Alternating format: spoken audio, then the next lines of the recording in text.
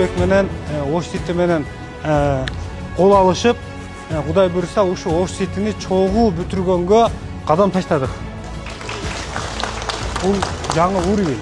Мисалы үчүн башка мамлекетте, Европада, ушул эле Кытайда, өнүккөн мамлекеттерде бир уровеньге чыккан компания менен уровеньге чыккан компания биргелешип, ишти дагы дальше элдин довериясына кириш үчүн ушундай тандемдер менен кетет. Азыр Жомарт аке айткандай, бардыгыбыз ой тилегибиз бир. Баягындай сөз бар го, колдор башка, билек бир, ойлор башка, тилек бир деген. Ошон үчүн бардыгыбыз тилектерибиз, ойлорубуз жакшы. И ошол иштерди аягына тезирээк жетелик деген ой менен мына эки чоң компания айтсам болот, биригип азыр кол беришип, мындайча айтканда, аки-уке дегендей ошондой бир жакшы маанай менен ишти баштадык.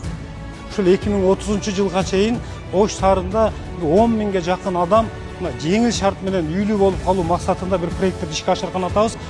Кудай буйруса биздин ниетибиз, максатыбыз бул жерде миллиард, миллион, триллион акча табуу максат эмес. Биз ушу карапайым элди үйлүү кылуу максатында, турган карапайым элди үйлүү кылуу максатында ниет кылып аттандык. Кудай буйруса ниетибиз сөзсүз болот.